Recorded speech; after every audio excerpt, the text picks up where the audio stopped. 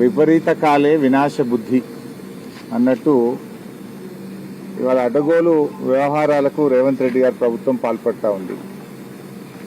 ఈ ప్రభుత్వం చేసే అన్యాయాల అక్రమాల పరంపర చివరికి దేవాలయాలకు మఠాలకు కూడా తప్పని పరిస్థితి ఏర్పడ్డది.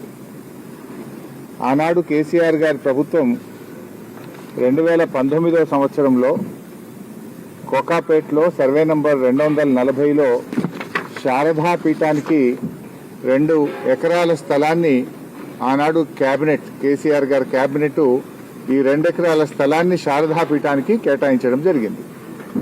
అయితే శారదా పీఠం ఆ 2 ఎకరాల స్థలాన్ని కేటాయిస్తే వారు దాదాపు 1,05,00,000 రూపాయలు చెల్లించి ఈ ల్యాండ్ను రిజిస్ట్రేషన్ చేసుకున్నారు.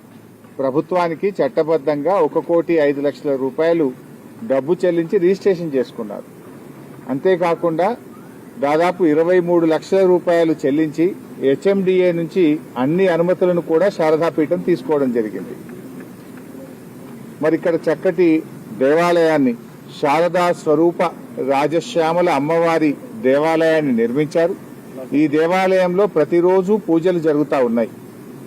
ఈ దేవాలయ ప్రారంభోత్సవంలో పెద్ద స్వామీజీ గారితో పాటు అనేక మంది హైకోర్టు న్యాయమూర్తులు, ఎంతో మంది ఉన్నత అధికారులు, భక్తులు అందరి సమక్షంలో ఈ దేవాలయ ప్రతిష్టా కార్యక్రమం జరిగింది. మరి ఆ రోజు నుంచి ఈ రోజు వరకు కూడా ప్రతిరోజు పూజా కార్యక్రమాలు ఇక్కడ జరుగుతూ ఉంటాయి. శారదాపీఠం ఆధ్వర్యంలో హైదరాబాద్లో దాదాపు 16 దేవాలయాలు నడుస్తున్నాయి. లక్షలాది మంది భక్తులు హైదరాబాద్లో ఉన్నారు.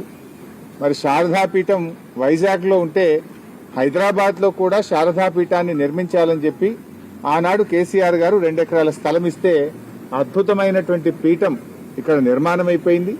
స్వామీజీ గారు కూడా ఇక్కడే నివసిస్తూ ఉన్నారు. దేవాలయ నిర్మాణం కూడా పూర్తయిపోయింది. ఇక్కడ ఒక గోశాల నిర్మాణము, నిత్య అన్నదాన కార్యక్రమము, అదేవిధంగా వేద పాఠశాల ఇవన్నీ ఇక్కడ నిర్మిస్తా ఉన్నారు. అంటే వేదం ఎక్కడుంటే అక్కడ మరి ఆ రాష్ట్రం సుభిక్షంగా ఉంటుంది. ఒక వేద పాఠశాల, ఒక గోశాల, అమ్మవారి ఆలయము, నిత్య అన్నదాన కార్యక్రమము ఇవన్నీ జరగడం రేవంత్ రెడ్డి గారు నీకు ఇష్టం లేదా అని నేను అడుగుతా ఉన్నా. ఎందుకు ఈ దేవాలయాన్ని కూల్చాలనుకుంటున్నావు, ఎందుకు ఈ మఠాన్ని కూల్చాలనుకుంటున్నావో నేను ఈరోజు అడుగుతా ఉన్నాం. అంటే కేసీఆర్ గారు ఆనవాళ్లు మారుస్తా అంటే కేసీఆర్ గారు కట్టిన గుళ్ళు కూలుస్తావు, కేసీఆర్ గారు హయాంలో నిర్మించిన మఠాలను కూడా కూల్చడమేనా నువ్వు ఆనవాళ్లు మార్చడం అంటే? నువ్వు ఏం చేయదలుచుకున్నావు? మఠాలు కూల్చేస్తావు, ఆలయాలు కూల్చేస్తావు, ఇక ఇవి కూల్చడమేనా నీ పాలన? నిన్న ఖమ్మంలో పేదల ఇల్లు కూల్చావు, హైడ్రా పేరిట హైదరాబాద్ లో ప్రజల బతుకులు కూల్చావు. ఏ కూల్చడం తప్ప నీ జీవితంలో ఇంకేం రాదా? పేదల ఇల్లు కూల్చడము, మఠాలు కూల్చడము, దేవాలయాలు కూల్చడమే తప్ప నీ పాలనలో నిర్మాణం లేదా అని నేను అడుగుతా ఉన్నా. ఎందుకు ఇలా శారదాపీఠం వెంటబడ్డావు? ఇంకెక్కడ స్థలం లేదా నీకు? హైదరాబాద్ మెట్రో వాటర్ వర్క్స్ వాళ్ళు ఒకవేళ ఏదైనా డ్రింకింగ్ వాటర్ కు చేయాలంటే ఇదే సర్వే నంబర్ 240 రోడ్ అవతల 17 ఎకరాల ప్రభుత్వ స్థలం ఉంది కదా. ఇప్పుడు రోడ్ యువతల మఠం ఉంది, రోడ్ అవతల 17 ఎకరాల ప్రభుత్వ స్థలం ఉంది. అక్కడ కట్టొచ్చు కదా. వాటర్ వర్క్స్ బిల్డింగ్ కట్టాలంటే, వాటర్ వర్క్స్ ఫెసిలిటీ చేయాలంటే అక్కడ కట్టొచ్చు కదా. అదేమో నీ అల్లునికి అప్పచెప్పినావు. ఇగో ఇది నేను సమాచార హక్కు చట్టంలో ఈ కోకాపేట్లో సర్వే నంబర్ 239, 240లో మైనింగ్ కోసం ఎవరికైనా భూములు కేటాయించారా అని నేనే అడిగాను. అడిగితే ఇది ప్రభుత్వం యొక్క సమాధానం. ఇందులో స్పష్టంగా చెప్పినారు, సర్వే నంబర్ 239, 240లో భాగ్యలక్ష్మి మైన్స్ అండ్ మినరల్స్ వారికి మేము 10 ఎకరాల భూమి కేటాయించామని చెప్పారు. కేటాయించింది 10 ఎకరాలు, కబ్జా పెట్టింది 17 ఎకరాలు. అఫ్ కోర్స్ ఇదంతా మళ్ళా వేరే విషయం. ఓఆర్ఆర్ కు 1 కిలోమీటర్ దూరంలో క్రషర్లు పెట్టకూడదని, ఎలాంటి మైనింగ్ యాక్టివిటీ చేయకూడదని గతంలోనే హెచ్ఎండిఏ ఉత్తర్వులు ఇచ్చింది. ఇది ఓఆర్ఆర్ కు కిలోమీటర్ లోపలే ఉన్న నీ అల్లుడికి అప్పచెప్పినవు. ఇది నువ్వు ఈ భాగ్యలక్ష్మి మైన్స్ అండ్ మినరల్స్ వెనుక ఎవరున్నారు? దీని వెనుక నీ అల్లుడి మనుషులు దీని వెనుక ఉన్నారు. దీని వెనుక దీపక్ రెడ్డి, కౌశిక్ రెడ్డి, నీ మేనల్లుడు రమేష్ రెడ్డి అనుచరులు ఈ క్రషర్ వెనుక ఉన్నారు. నీ మేనల్లునికి జాగి ఇవ్వడానికి 17 ఎకరాల భూమి మాత్రం నీకు దొరుకుతుంది. కానీ శారదాపీఠం ప్రజలకు ఇలా హిందూ ధర్మాన్ని ప్రచారం చేసేటువంటి శారదాపీఠం, భక్తులకు వేదికగా ఉన్న ఈ శారదాపీఠమే నీకు కనబడ్డదా కూల్చడానికి? వాటర్ వర్క్స్ కట్టడానికి నీ అల్లుడికి ఇచ్చిన క్రషర్ భూమి పనికిరాదా? అంటే నీ అల్లుడి అనుయాయులకు 17 ఎకరాల భూమి ఇస్తావు, క్రషర్లు పెడతావు. ఈ పక్కన బిల్డర్లందరూ నా అల్లుడి దగ్గరనే కంకర కొనాలంటావు, నా అల్లుడి దగ్గర కొంటేనే మీకు అనుమతులు ఇస్తా అంటావు. అల్లుడికి ఇవ్వడానికి 17 ఎకరాలు దొరికింది, కానీ శారదాపీఠం 2 ఎకరాలు మాత్రం కూల్చడమేనా నీ పని? ఆడియచ్చు కదా 17 ఎకరాల్లో ఈ 2 ఎకరాలు ఎవరొద్దంటున్నారు? శారదాపీఠం 2 ఎకరాలే లాక్కోవాలనా? పీఠాన్ని కూల్చాలి, దేవాలయం కూల్చడమేనా నీ ధర్మం? ఇది ఎక్కడి పద్ధతి అని నేను ఈరోజు అడుగుతా ఉన్నా. అంటే హిందూ దేవాలయాలను మనం ఆ రకంగా కూల్చడం మంచిది కాదు. ఇవాళ బాధ ఏంటంటే రాత్రి నిన్న 11 గంటలకు పోలీసులు వచ్చారు ఇక్కడికి. రాత్రి 11 గంటలకు పోలీసులు ఎంఆర్ఓ వచ్చి కనీసం నోటీస్ లేదు, విషయం లేదు, అసలు ఈ ల్యాండ్ తీసుకుంటున్నారు అనేటువంటి విషయాన్ని పీఠాధిపతికి గాని ఈ పీఠాన్ని నిర్వాహకులకు గాని ఒక మాట కూడా చెప్పలేదు. పేపర్లో వచ్చిన వార్త, పేపర్లో కేబినెట్ లో నిర్ణయం అయిపోయిందని పేపర్లో వార్త. రాత్రి పోలీసులు ఎంఆర్ఓలు వచ్చేసినారు. నేను ఉదయం ఇక్కడ 8 గంటలకు ఏదో కూల్చేటట్టున్నారు సార్, తహసీల్దార్లు వచ్చిండ్రు, వందలాది మంది పోలీసులు వచ్చిందంటే పొద్దున్నే నేను ఇక్కడికి వచ్చిన. నేను వచ్చేసరికి ఇక్కడ వందలాది మంది పోలీసులు ఉన్నారు.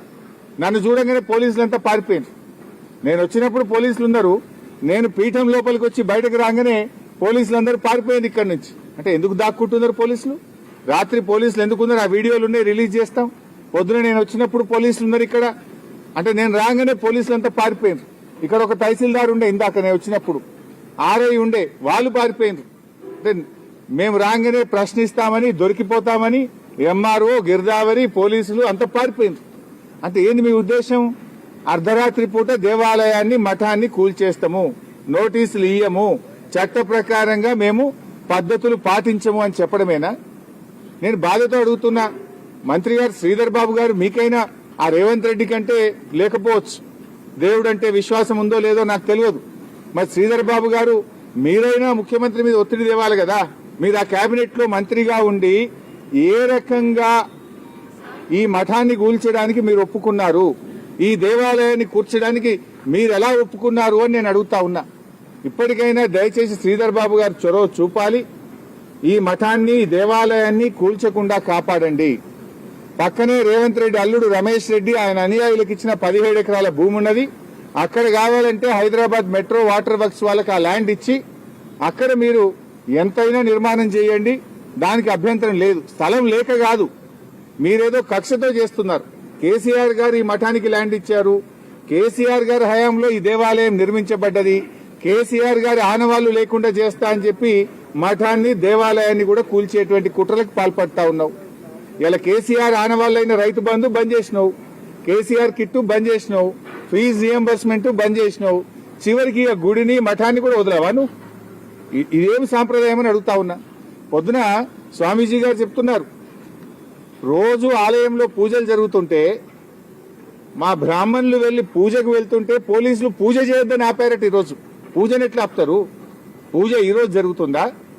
సంవత్సరాల నుంచి ఆలయంలో పూజలు జరుగుతా ఉన్నాయి. ఈ రోజు ఉదయం పోలీసులు అడ్డుకొని మీరు పూజ చేయడానికి వీల్లేదు, దేవాలయంలో పూజ చేయడానికి వీల్లేదని చెప్పే హక్కు నీకెవడిచ్చిండు రేవంత్ రెడ్డి? నువ్వెవడివి? దేవాలయంలో పూజలు ఆపేంత మూర్ఖుడి వారు రేవంత్ రెడ్డి. నువ్వు ఏ రకంగా నువ్వు పూజలు ఆపుతావు? ఈరోజు మళ్లీ పీఠాధిపతి గారు వచ్చి పోలీసులతో ఘర్షణకు దిగి పోలీసులతో వాగ్యుద్ధం జరిగిన తర్వాత అరగంట తర్వాత గాని పూజకు అలో చేయలేదు. పూజలు ఆపే సంస్కృతి ఎక్కడిది? దేవాలయంలో ఏదైనా పూజలు ఆపుతాడా? ఇది ఎక్కడి పద్ధతి అని నేను రేవంత్ రెడ్డిని అడుగుతా ఉన్నా. ఎందుకు వందలాది మంది పోలీసులను అర్ధరాత్రి పూట ఇక్కడ ఎందుకు పెడుతున్నావు? కనీస పద్ధతి లేదా? దానికో విధానం లేదా? ఇదేం సంస్కృతి అని చెప్పి కూడా ఈరోజు నేను అడుగుతా ఉన్నా. రాత్రి 12:30 లోపలికి ఎట్లా వస్తారు? రాత్రి 12:30 నిన్న పోలీసులు లోపలికి వచ్చి ఏ రకంగా ప్రశ్నిస్తారు? ఏసీపీ గారు వచ్చి ఏ రకంగా భయభ్రాంతులకు గురి చేస్తాడు? దానికి పద్ధతి ఉండదా? భూమి తీసుకుంటే నోటీసు ఉండదా? మాట్లాడే దానికి సంస్కారం ఉండదా? అయినా మీరు కేబినెట్ లో నిర్ణయం తీసుకే ముందు ఒక పీఠాధిపతిని మాట్లాడి గౌరవంగా అది మాట్లాడేటువంటి సంస్కృతి సాంప్రదాయం లేదా మీకు? ఏమి మాట్లాడకుండానే నీ ఇష్టం వచ్చినట్టుగా కేబినెట్ లో నిర్ణయం తీసుకుంటావు. పీఠాన్ని కూలుస్తా, దేవాలయాన్ని కూలుస్తా, అన్నదాన సత్రాన్ని కూల్చేస్తా, వేరే పాఠశాలను కూల్చేస్తా అంటే మేము చూస్తూ ఊరుకోవడానికి సిద్ధంగా లేం. ఎంత దూరమైన పోరాటం తప్పకుండా ఈ దేవాలయ పరిరక్షణకు బీఆర్ఎస్ పార్టీ నిలబడుతుంది. బీఆర్ఎస్ ప్రభుత్వం ఈ భూమినిచ్చింది. బీఆర్ఎస్ ప్రభుత్వం ఈ మఠాన్ని నిర్మాణానికి ఆ రోజు సహకరించింది. దీనిని కాపాడుకునే బాధ్యత కూడా మాది. ఇలా హైదరాబాద్ లో ఈ మఠం కింద 16 దేవాలయాలు, లక్షలాది మంది భక్తులు, ఎంతో మంది కూడా ఈ మఠం కింద ఈ పూజలు చేస్తూ ఉంటారు. ఎంతో మంది భక్తులు ఉన్నారు. అయినా ఇదంతా నిర్మాణం జరిగిందంటే ఎంతో మంది భక్తులు 100 రూపాయలు, 1000 రూపాయలు ఎంతో మంది ఇస్తే ఈ దేవాలయము, ఈ మఠము నిర్మాణమైంది. ఇది వాళ్ళందరి యొక్క మనోభావాలు దెబ్బతింటాయి కదా. భక్తుల మనోభావాలను దెబ్బతీయడమే కదా దేవాలయం కూల్చడం అంటే. మఠాన్ని కూల్చడం అంటే భక్తుల మనోభావాల్ని కూల్చడమే కదా. లక్షలాది మంది భక్తులు ఈ మఠానికి ఉన్నారు కదా. అంటే ఏ మఠమైనా ఏ దేవాలయమైనా కూడా అది హిందూ ధర్మ పరిరక్షణ. నువ్వెట్లా కూలుస్తావు? నీకెవడు హక్కు ఇచ్చాడు? కేసీఆర్ గారేమో అద్భుతంగా యాదాద్రి దేవాలయాన్ని పునర్నిర్మించిండు. ఎన్నో దేవాలయాలు కేసీఆర్ గారు కట్టిండు. చివరికి రేవంత్ రెడ్డి గారు దేవాలయాల్ని కూల్స్తా ఉన్నాడు. ఇండ్లు కూల్చడం అయిపోయింది, ఇక గుళ్ళు కూల్చడానికి బయలుదేరిండు. హైదరాబాద్ లో హైడ్రా పేరిట పేదల ఇండ్లు కూల్చినావు, నిన్న ఖమ్మంలో ఇల్లు కూల్చినావు, ఇప్పుడు ఇక హైదరాబాద్ నడిబొడ్డున దేవాలయాలు కూల్చడానికి పాల్పడుతున్నావా? ఇక ఇండ్లు అయిపోయినాయి, దేవాలయాల వంతు వచ్చినది నీ పాలనలో. ఇదేనా నువ్వు చేసేది? ఈ దేవాలయ శంకుస్థాపనలో న్యాయమూర్తులు, హైకోర్టు ఉన్నత న్యాయస్థాన న్యాయమూర్తులు కూడా ఈ దేవాలయ ప్రారంభోత్సవంలో పాల్గొన్నారు. మరి ఆ న్యాయమూర్తులే సాక్ష్యం దీనికి. ఇక్కడ నువ్వు గుడి లేదనో ఇంకేదో చేయడం కాదు. అన్ని పత్రికల్లో, టీవీల్లో వార్తలు వచ్చినాయి, పత్రికల్లో వార్తలు ప్రచురించబడ్డాయి. న్యాయమూర్తుల సమక్షంలో పీఠాధిపతి గారి చేతుల మీదుగా ఇక్కడ ప్రతిష్టా కార్యక్రమం జరిగింది. నిత్య పూజా కార్యక్రమాలు జరుగుతూ ఉన్నాయి. ఇంత దుర్మార్గమైనటువంటి విధానాన్ని మానుకోవాలని, నిజంగా వాటర్ వర్క్స్ కు ఆ ల్యాండ్ అవసరం ఉంటే పక్కన నీ అల్లుడి భూమి, నీవు అల్లుడికి అక్రమంగా కట్టబెట్టిన 17 ఎకరాల భూమి ఉంది, అక్కడ హెచ్ఎండబ్ల్యూఎస్ వాటర్ వర్క్స్ కట్టు. ఎందుకంటే ఇది 2019వ సంవత్సరంలో కేసీఆర్ గారు శారదా పీఠానికి 2 ఎకరాలు ఇచ్చారు. ఈ భూమి ఇచ్చి దాదాపు 7 సంవత్సరాలు దాటింది. ఈ 7 సంవత్సరాల్లో 1,05,00,000 పెట్టి రిజిస్ట్రేషన్, గవర్నమెంట్ కట్టి రిజిస్ట్రేషన్ చేసుకున్నారు. హెచ్ఎండిఏకి 23 లక్షల రూపాయలు కట్టి అనుమతులు తెచ్చుకున్నారు. విద్యుత్ కనెక్షన్ తీసుకున్నారు. నిర్మాణాలన్నీ పూర్తయిపోయినాయి. ఇన్ని జరిగిన తర్వాత నువ్వు ఈ మఠాన్ని కూలుస్తామంటే, చూడండి, నువ్వు ఈ మఠాన్ని కూలుస్తామంటే ఎంతవరకు సబబు, ఏ రకంగా సబబు అవుతుందని నేను అడుగుతా ఉన్నా. ఇంత మంచిగా అమ్మవారికి రోజు పూజా కార్యక్రమాలు జరుగుతున్నాయి, నిర్మాణం జరిగిపోయింది. నువ్వు ఏది జరగనట్టుగా నువ్వు చిత్రీకరించి రాత్రికి రాత్రి కూల్చేసే ప్రయత్నం చేస్తే ఎవరు కూడా ఊరుకోవడానికి సిద్ధంగా లేరు. ఇది ఆ దేవాలయ ప్రతిష్టా కార్యక్రమం పెద్ద స్వామీజీ గారు చేశారు. న్యాయమూర్తులు కూడా అందరు ఇక్కడ మనం కనబడతా ఉన్నారు. ఇక్కడ వారందరి సమక్షంలో ఈ కార్యక్రమం జరిగింది. ఇంకోటి, ల్యాండ్ లేక కాదు కదా, భూమి లేక కాదు కదా. ఎందుకు పగబడుతున్నావు? దేవాలయం ఎందుకు పగబడుతున్నావు? కూల్చుడు నీకు రోజు ఒకటి కూలిస్తే తప్ప నిద్ర పట్టదు అయింది, తిన్నది అరగదు అయింది రేవంత్ రెడ్డి నీకు. ఇండ్లు కూలిస్తే, పేదలు రోడ్డు మీద పడితే నీకు కంటి మీద నిద్ర పడుతుందా? నిన్న ఖమ్మంలో కూలిస్తే బతుకులు 800 మంది జీవితాలు రోడ్డు మీద తెచ్చిన, ఇవాళ మళ్ళీ గూడెం పడబడ్డావు. పొద్దుగా లేస్తే కూలగొట్టుడేనా? ఇది ఇన్ఫర్మేషన్ యాక్ట్ లో నేను అడిగింది. ఇవో నీ అల్లునికి కట్టబెట్టిన కాగితం ఇది. ఇదే సర్వే నంబర్ 2019, 219, 220 సారీ 239, 240 సర్వే నంబర్లో పక్కనే భాగ్యలక్ష్మి మినరల్స్ పేరు మీద నీ అల్లునికి అక్రమంగా కట్టుబెట్టిన కాగితం ఇది. ఇది నేను నోటి మాట చెప్తలేను, ఆధారాలతో సహా చెప్తున్నా. పక్కన 17 ఎకరాల భూమి, రోడ్ అవతల 17 ఎకరాలు ఉంటది. నువ్వు రోడ్డు అవతలకి 2 ఎకరాలు ఎందుకు ఉంచుకుంటున్నావే? ఎందుకు ఈ శారదా పీఠం మీద పగబట్టినావు? ఎందుకు దేవాలయాల మీద పగబట్టినావు? ఇదే దొరికిందా? ఆ పక్కన 17 ఎకరాలను తీసుకో. ఇది కూడా అక్రమ మైనింగ్. యాక్చువల్ గా హెచ్ఎండిఏ రూల్స్ కు విరుద్ధంగా నువ్వు ORR కు కిలోమీటర్ దూరంలో నీ అల్లునికి ఇంత పెద్ద గుట్టలు అప్పజెప్పి కోట్లాది రూపాయల ప్రజాధనం కొల్లగొడతా ఉన్నారు. ఓపెన్ యాక్షన్ పెట్టొచ్చు కదా. ఏ రకంగా నామినేషన్ బేసిస్ లో నీ అల్లునికి 17 ఎకరాలు కట్టబెట్టినావు? అది ప్రజాధనం కాదా? యాక్షన్ పెడితే కోట్ల రూపాయలు ప్రభుత్వానికి ఆదాయం వస్తుండే. యాక్షన్ పెట్టకుండా లోపల కాగితం పెట్టించి 17 ఎకరాలు నీ అల్లుడికి ఇచ్చి గుట్టల్ని కొల్లగొడుతున్నావు. ఆ గుట్టలను కంకర చేసి నీ అల్లుడికి చుట్టూ కట్టి అన్ని రియల్ ఎస్టేట్ కంపెనీలు అల్లుని దగ్గరనే కంకర కొనాలని, లేకపోతే నీకు అనుమతులు రావని అక్రమ క్రషర్ పెట్టిస్తావు, అల్లుని కంకర అమిపిస్తావు. ఇదా నువ్వు చేసేది? నీ అల్లుడి మనుషులు. ఇది ప్రభుత్వం, నేను సమాచార హక్కు చట్టం కింద నేను అడుగుతూ ఇచ్చిన సమాధానం. ఇది ప్రజల ముందు పెట్టిన, దీనికి సమాధానం చెప్పు. క్యాన్సిల్ చేయి, అక్రమ క్రషర్ ను క్యాన్సిల్ చేయి. ఇప్పుడు ఆల్రెడీ అక్కడ క్రషర్ పెట్టిండ్రు, ఆ మిక్సర్స్ దాని ఏమంటారు, రెడీ మిక్స్ ప్లాంట్లు కూడా పెట్టింది. అందులో 2 పెట్టారట, ఇంకా 3 పెట్టారట, 5 మిక్సర్లు పెట్టారట.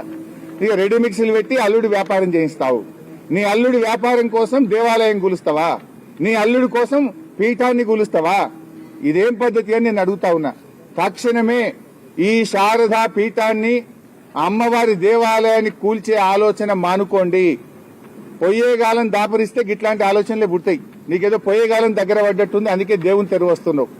దేవుని తెరువు వచ్చినోడు ఎవడు దక్కడు, ఆ శాపం తగులుతుంది నీకు. నువ్వు ఇప్పటికైనా పిచ్చి పిచ్చి ఆలోచనలు బంద్ చేసి దేవాలయాల పరిరక్షణకు పూనుకో, దేవాలయాల నిర్మాణాన్ని చేయి. గాని కేసీఆర్ ఆనవాళ్లు జరిపేస్తా అనే పేరు మీద దేవాలయాన్ని కూలిస్తే ఎవరు కూడా చూస్తూ ఊరుకోవడానికి సిద్ధంగా లేం. నీకు అంతా వాటర్ వర్క్స్ నిర్మాణమే చేయాలనుకుంటే పక్కన అల్లుడి భూమి ఉన్న తీసుకో. నీ అల్లునికి అక్రమంగా కట్టబెట్టిన భూమి తీసుకో, ఆడ HMWS వాటర్ వర్క్స్ నిర్మాణం చేయాలని చెప్పి కోరుతూ ఈ ఆలోచన విరమించుకోవాలని, మరి శ్రీధర్ బాబు గారు చొరవ చూపాలని నేను ఆయన ప్రత్యేకంగా డిమాండ్ చేస్తా ఉన్నా. లేదంటే పెద్ద ఎత్తున భక్తులందరం కలిసి మరి ఈ ప్రభుత్వానికి వ్యతిరేకంగా మరి కార్యక్రమాలు చేపట్టవలసి వస్తుంది. అంత దూరం పోకుండా ఈ పిచ్చి ఆలోచనలు, దేవాలయాలు కూల్చాలనే ఆలోచనను తక్షణమే విరమించుకోవాలని చెప్పి డిమాండ్ చేస్తుంది.